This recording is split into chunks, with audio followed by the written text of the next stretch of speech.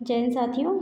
आप सभी जानते हैं कि हम लोग ईवीएस के प्रश्नों को हल कर रहे हैं, जिसके मैंने फर्स्ट और सेकंड पार्ट के वीडियो पहले ही अपलोड कर दी हैं। आज हम तीसरे पार्ट को हल कर रहे हैं। तो चलिए बिना देर किए शुरू कर लेते हैं। पहला प्रश्न है हमारा, मनुष्य के जीवन को पूर्ण रूप से धारी करने के लिए आवश्यक न्यूनतम भूमि को क्या कहते हैं। तो इसके ऑप्शन है जीव जात, दूसरा है पारिस्थितिकी पदछाप। ये पदछाप इधर टाइप हो गया है, इसको आप इधर से हटा के इधर लिख लीजिए। पारिस्थितिकी पदछाप ये सेकंड वाले ऑप्शन में आएगा, जिसको कहते हैं इकोलॉजिकल फुटप्रिंट। शॉर्ट में लिख दे रही हूँ मैं, इकोलॉजिकल फुटप्रिंट।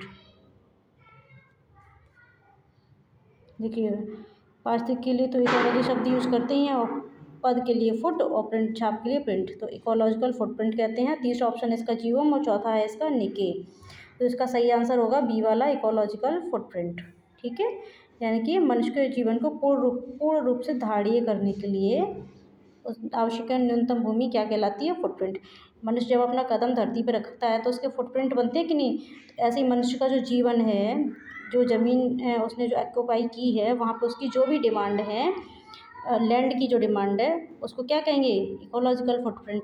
तो इसकी परिभाषा को थोड़ा और अच्छे से समझ लेते हैं। इकोलॉजिकल फुटप्रिंट क्या है। तो इकोलॉजिकल फुटप्रिंट क्या है, पृथ्वी के पारिस्थितिक तंत्र पर मानवीय मांगों का एक मापक है, यानी कि ह्यूमन डिमांड जो भी है, जो बायोस्फीयर में उसके द्वारा पुट की जाती हैं, रखी जाती हैं एक तरीके से।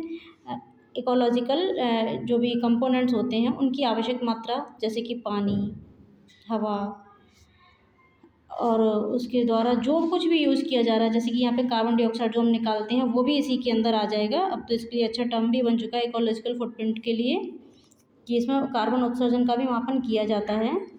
तो जो मनुष्य की जीवन शैली को सुचारू रूप से चलाने के लिए आवश्यक होते हैं, वो सब किस में आ जाते हैं, इकोलॉजिकल फुटप्रिंट के अंतर्गत आते हैं।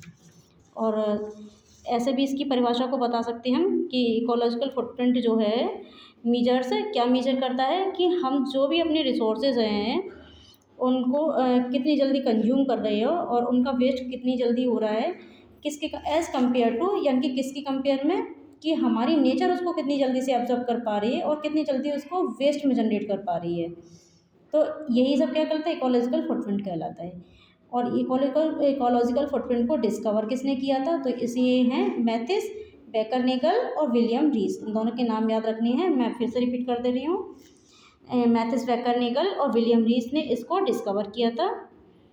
और क्या होता है कि मीजर ऑफ डिमांड, यानी कि मानवीय मांग, जो कि बायोस्फीयर में उसके द्वारा रखी जाती हैं। तो आगे अगला क्वेश्चन देखते हैं। अब हम अगला प्रश्न हमारा, दो समुदाय के बीच का संक्रांति क्षेत्र क्या कहलाता है। ध्यान से समझिए, इसमें दो समुदाय हैं, उनके बीच का ट्रांजिशन जोन, संक्रांति यानी कि ट्रांजिशन एरिया की बात हो रही है। ट्रांजिशन एरिया ये कहलाता है आपका इकोटोन।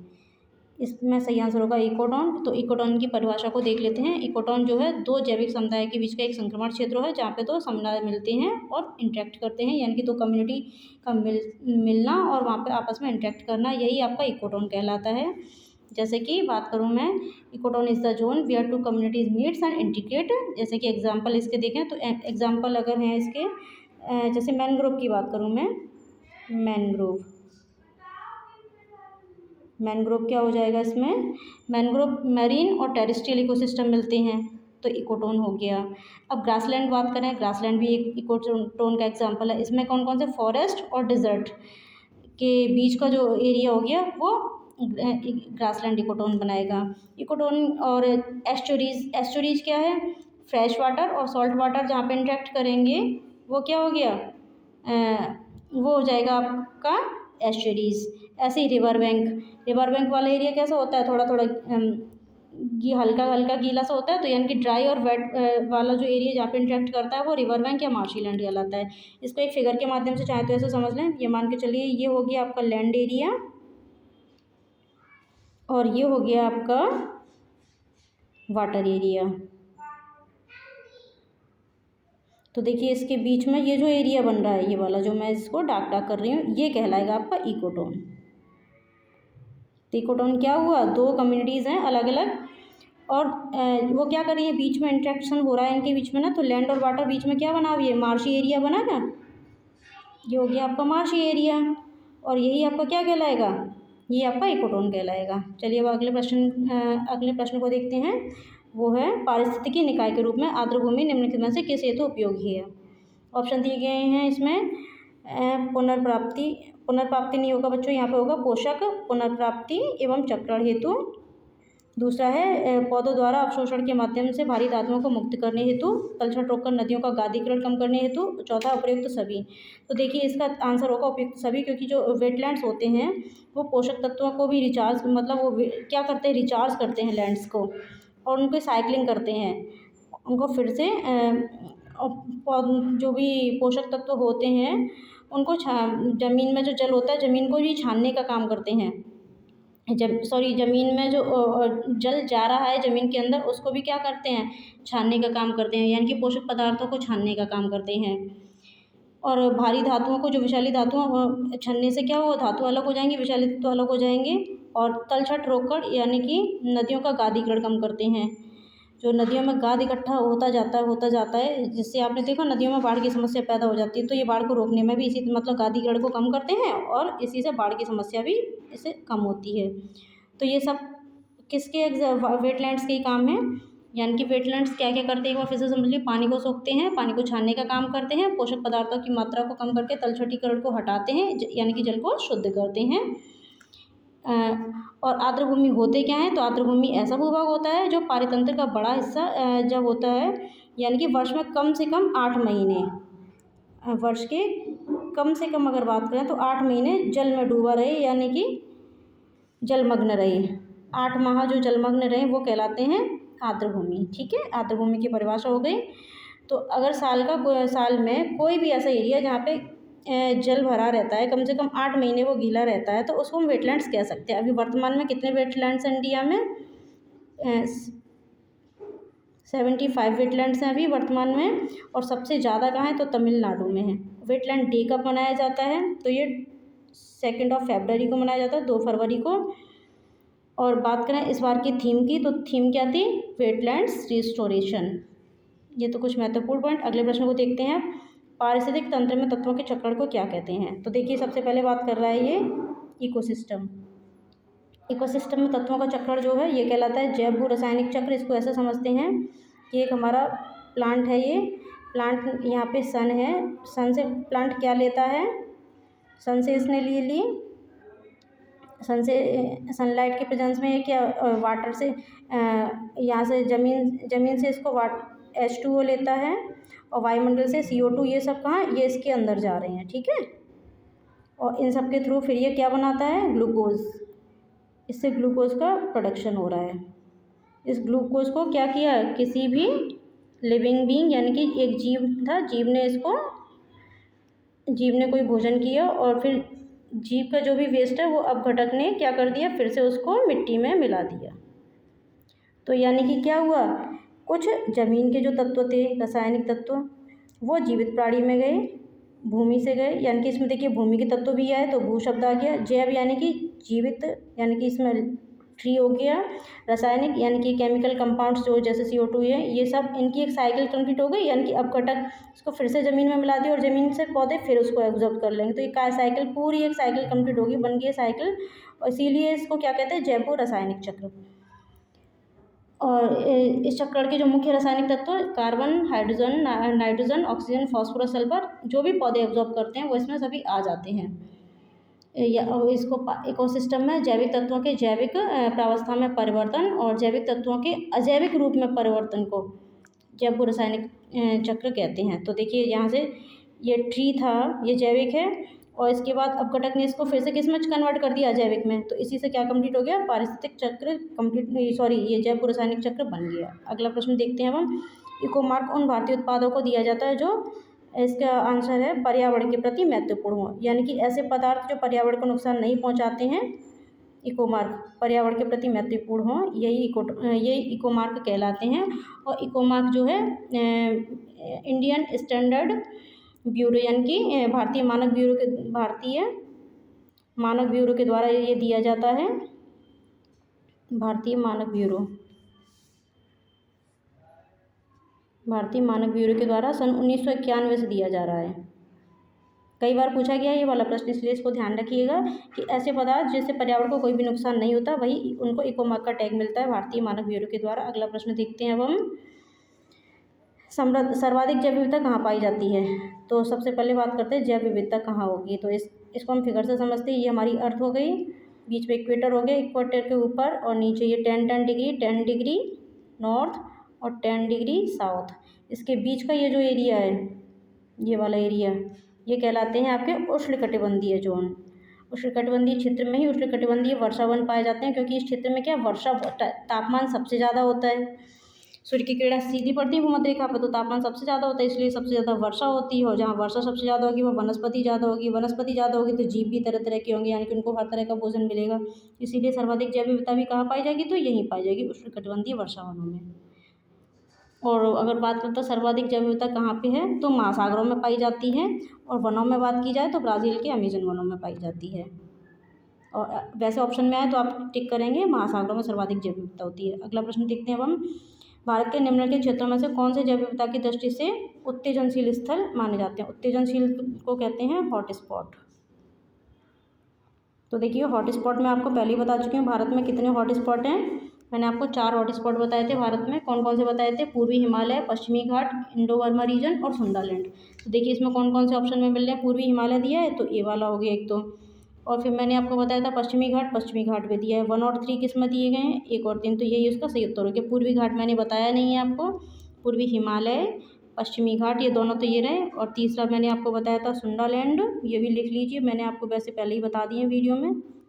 सुंडालैंड हो गया, और एक होता है आपका Indo Burma region, Indo Burma क्षेत्र। तो ये 4 हॉट स्पॉट हैं भारत में जैव विविधता की दृष्टि से। चारों के नाम याद रखनी है आपको। अब अगला प्रश्न देखते हैं हम, 50 से अधिक देशों द्वारा संयुक्त राष्ट्र का मौसम परिवर्तन समझौता कब प्रभावी हुआ। तो देखिए 50 से अधिक जो देश थे उनके बीच में जो है संयुक्त राष्ट्र का ये मौसम परिवर्तन समझौता 21 मार्च 1994 से प्रभावी हुआ था। और तब इसमें 50 देश थे, लेकिन अब इसमें 197 देश, 197 देश अभी हैं। और ये मौसम परिवर्तन समझौता के तहत ही क्या जलवायु परिवर्तन के समझौते UNFCCC के द्वारा कराए जाते हैं, UNFCCC के द्वारा। तो इसी के अंतर्गत अभी क्या COP27 जो हुआ था, आप बताइए कहाँ हुआ था ये COP27, मिस्र में हुआ था, शर्म एल शेख में, याद रखना है आपको। अगला प्रश्न देखते हैं अब हम। अगला प्रश्न है, निम्नलिखित में से किस देश में विश्व के तापमान पर आंकड़े इकट्ठे करने के लिए वैश्विक वायुमंडल चौकसी होगा, ये चौकसी यानी कि निगरानी केंद्र, चौकसी स्टेशन स्थापित नहीं किया गया है। तो देखिए अल्जीरिया में भी है, ब्राज़ील में भी है, केन्या में भी है, भारत में नहीं है। तो भारत ही इसका सही उत्तर हो जाएगा। भारत में जो है अभी भी वैश्विक वायुमंडल चौकसी स्टेशन नहीं है। अगर बात में विश्व में तो कुल मिलाकर अभी तक 31 स्टेशन स्थापित हो चुके हैं, लेकिन भारत इसमें शामिल नहीं है। अगला प्रश्न देखते हैं अब हम, निम्नलिखित में से कौन सा पिछली शताब्दी में पृथ्वी के तापमान में वृद्धि प्रदर्शित करता है। तो इसके आंसर 0.6, 0.7, 0.8 और 0.9 डिग्री सेल्सियस दिए हुए हैं। इसका आंसर है 0.8 डिग्री सेल्सियस, सी वाला। ठीक है, सी वाला आंसर सही है, 0.8 डिग्री सेल्सियस। तो अभी देखिए ये उस समय के हिसाब से दिया है पिछली शताब्दी में, लेकिन अगर बात करें IPCC की रिपोर्ट जो अभी हाल ही में आई है 2022 की, इसमें क्या कहा गया कि पृथ्वी के तापमान में कितनी वृद्धि हो चुकी है, 1.1 डिग्री सेल्सियस की वृद्धि हो चुकी है। याद रखना है आपको, 1.1 डिग्री सेल्सियस। अब हम देखते हैं वैश्विक तापमान से होता क्या है। तो वैश्विक तापमान का मतलब क्या है, पृथ्वी के तापमान में वृद्धि, और फिर इससे जो मौसम में जो भी परिवर्तन होते हैं, इससे क्या क्या परिवर्तन होते हैं। तो हम देखते हैं कि अभी गर्मी, पहले फरवरी के माह में सर्दी पड़ती थी, लेकिन इस बार हमने देखा कि फरवरी का जो औसत तापमान है वो अन्य सालों की अपेक्षा काफ़ी गर्म फरवरी का माह रहा है। इसी के साथ साथ समुद्र के जलस्तर में वृद्धि हो रही है, ग्लेशियर्स पिघलते जा रहे हैं, अंटार्कटिका की बर्फ़ जो है पिघल रही है काफ़ी, और जीव जगत पर भी इसके प्रभाव देखे जा रहे हैं। देखिए अब चक्रवातों की आवृत्ति बढ़ती जा रही है, किसी न किसी महासागर में चक्रवात आते ही रहते हैं, ज्वालामुखी फटते हैं। तो ये सब क्या है, इसका रीज़न कहीं ना कहीं ये ग्लोबल वार्मिंग ही है। अब अगला प्रश्न देखते हैं हम, निम्नलिखित में से कौन सी हरित गैस नहीं है। तो देखिए ऑप्शन इसमें कार्बन डाइऑक्साइड होती है, मीथेन होती है, नाइट्रोजन नहीं होती है। इसमें नहीं पूछा गया है, तो इसका आंसर क्या ये नाइट्रस ऑक्साइड होती है। तो अगर इसके हिसाब से चला तो इसका आंसर क्या हो जाएगा, ऑप्शन सी वाला इसमें सही हो जाएगा। नाइट्रोजन नहीं होती बल्कि नाइट्रस ऑक्साइड होती है, जिसको कहते हैं N2O। ये ग्रीन हाउस गैस है। ये ग्रीन हाउस गैसें क्या करती हैं कि पृथ्वी के वायुमंडल में जो है सूर्य से आने वाले जो विकिरण होती हैं, और उसमें भी मुख्यतः बात करें तो सूर्य से आने वाली अवरक्त किरणों यानी कि इंफ्रारेड किरणों को अवशोषित करती हैं, जिससे क्या होता है, पृथ्वी का वायुमंडल जो है गर्म हो जाता है, और इसी से होती है ग्लोबल वार्मिंग। तो ग्रीन हाउस गैसेस आपको ये याद रखनी है। अगला प्रश्न देखते हैं। अब हम निम्नलिखित पदार्थों में से कौन से ओजोन रिक्ति कारक है। तो यहाँ पे बात हो रही है ओजोन होल। ओजोन होल की अब बात कर रहे हैं। तो इसमें है ओजोन होल में क्लोरोफ्लोरोकार्बन भी है, हेलोन्स भी है, कार्बन टेट्राक्लोराइड भी, तीनों जिम्मेदार होते हैं। तो इसका आंसर हो जाएगा डी वाला। अगला प्रश्न देखते हैं। अच्छा, एक और बात आती है, ओजोन कौन सी लेयर में पाई जाती है। तो ओजोन जो है समताप मंडल में पाई जाती है। ये भी याद रखना है आपको यहाँ से, समताप मंडल में। कुछ मात्रा इसकी ट्रोपोस्फियर में भी होती है, यानी कि क्षोभ मंडल में भी होती है, लेकिन क्षोभ मंडल में जो ओजोन पाई जाती है वो हानिकारक होती है, जबकि समताप मंडल में पाई जाने वाली ओजोन ही शुद्ध जो है हमारे लिए लाभदायक है। और क्योंकि ये ओजोन क्या करती है, सूर्य से आने वाली जो पराबैंगनी किरणें हैं उनको अवशोषित करती है, जिससे कि त्वचा कैंसर की जो समस्याएं हैं उसे होने से रोकती है। अगला प्रश्न देखते हैं। अब हम काजीरंगा किसके लिए प्रसिद्ध है। तो काजीरंगा एक सींग वाले गैंडे के लिए प्रसिद्ध है। काजीरंगा कहाँ है, तो असम में है। अभी हाल ही में हमारी जो राष्ट्रपति हैं श्रीमती द्रौपदी मुर्मू के द्वारा यहाँ पे 2 दिवसीय गजोत्सव का उद्घाटन किया गया था, क्योंकि अभी हाल ही में जो प्रोजेक्ट एलिफेंट सन 1992 में जब शुरू किया गया था, अभी उसके 30 वर्ष पूरे हो गए हैं। तो असम के काजीरंगा नेशनल पार्क में गजोत्सव का उद्घाटन किया गया। बात करें गजोत्सव, तो हाथी के लिए तो है ही है। हाथी को विरासत पशु कब घोषित किया गया, सन 2010 में। और हाथी दिवस कब मनाया जाता है, तो हाथी दिवस मनाया जाता है 12 अगस्त को। और प्रोजेक्ट एलिफेंट कब शुरू किया गया, सन 1992 से। इसके कितने वर्ष पूरे हुए हैं, 30 वर्ष अभी पूरे हुए हैं, इसीलिए गज वर्ष का उद्घाटन किया गया था। याद रखना किसने किया, द्रौपदी मुर्मू जी ने। अगला प्रश्न देखते हैं। अब हम देखिए 2 सूचियाँ दी गई, इनको शामिल करना है। तो देखिए नीलगिरी की स्थापना सबसे पहले हुई थी। नीलगिरी भारत का सबसे पहला बायोस्फीयर रिजर्व बना था। तो इसका नीलगिरी सन 1986 में बना है, नंदा देवी 88 में बना है, सुंदरवन 89 में, और कंचनजंगा 2000 में। तो इसके 4 3 1 2 1, तो बी वाला ऑप्शन इसमें सही हो जाएगा। अगला प्रश्न देखते हैं। अब हम देखिए नीलगिरी कहाँ पे, थोड़ा सा और डिस्कस कर लें। नीलगिरी एक तरीके से बफन जोन में आता है, जो कि केरल, कर्नाटक और तमिलनाडु तीनों में ही इसका विस्तार है। नंदा देवी उत्तराखंड में है, सुंदरवन पश्चिमी बंगाल, कंचनजंगा सिक्किम में है। ये भी याद रखने हैं क्योंकि मैचिंग में पूछे जाते हैं। इनकी स्थापना तो याद रखनी ही है क्योंकि ये 3-4 बार पूछी गई है। अगला प्रश्न देखते हैं। अब हम भूमिगत जल को दूषित करने वाले अजैविक प्रदूषक हैं। तो भूमिगत जल को प्रदूषित करने वाला जो पदार्थ है उसका नाम है आर्सेनिक। अगर आर्सेनिक जो है किसी जल में अगर ये ज़्यादा समय तक विद्यमान रहता है तो इससे क्या क्या हो सकता है, त्वचा का कैंसर हो जाता है, और जबकि अन्य आंतरिक अंग जैसे कि फेफड़े, आमाशय या गुर्दे, इसका कैंसर भी हो सकता है इससे। अभी हाल ही में जो है सेंट्रल वाटर बोर्ड की एक रिपोर्ट आई थी, जिसमें कहा गया था कि भारत के जो 21 राज्य हैं उसमें आर्सेनिक का स्तर जो है काफ़ी बढ़ चुका है, और इसकी मात्रा कितनी हो चुकी है, 0.01 पर लीटर में पर मिलीग्राम जो है आर्सेनिक हो चुका है। भारतीय मानक ब्यूरो ने ऐसा बताया है। 0.01 तक आर्सेनिक की मात्रा विद्यमान हो चुकी है। और आर्सेनिक वाला जल सबसे ज़्यादा कहाँ पे है, तो ये है पश्चिमी बंगाल में। ये भी कुछ पॉइंट हैं जो याद रखना है। सबसे ज़्यादा आर्सेनिक प्रदूषित जल कहाँ पे है, तो पश्चिमी बंगाल में है। अगला प्रश्न देखते हैं। चिपको आंदोलन किससे संबंधित है। चिपको आंदोलन जो है, देखो, वनों की कटाई को रोकने के लिए जो महिलाएं थीं वो पेड़ों से चिपक जाती थी, इसीलिए वन कटाई से संबंधित है। अब इसकी शुरुआत की पूरी बात करें तो ये उत्तराखंड में शुरू किया गया था वृक्षों की कटाई के विरोध के लिए।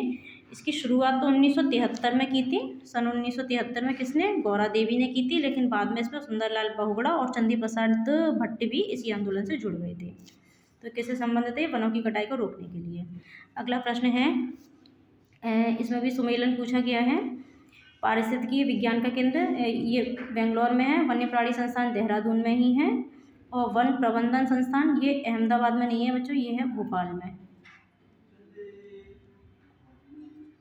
और हिमालय पर्यावरण एवं विकास का जीवी पंत संस्थान यानी कि गोविंद बल्लभ पंत संस्थान, ये अल्मोड़ा में है, ये याद रखना है। ये तो गलत हो गया। अगला प्रश्न देखते हैं अब हम, राष्ट्रीय पर्यावरण इंजीनियरिंग शोध संस्थान कहाँ पर स्थित है? तो देखिए, राष्ट्रीय पर्यावरण इंजीनियरिंग शोध संस्थान, इसको नीरी कहा जाता है,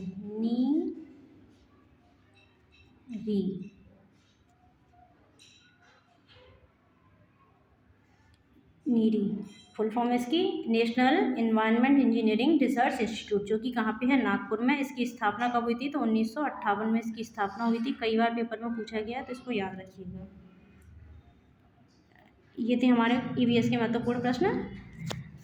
आगे बाकी के प्रश्न अगले पार्ट में अपलोड करेंगे। आप इन्हें देखते रहिए और अपनी तैयारी को मजबूत करते रहिए। धन्यवाद।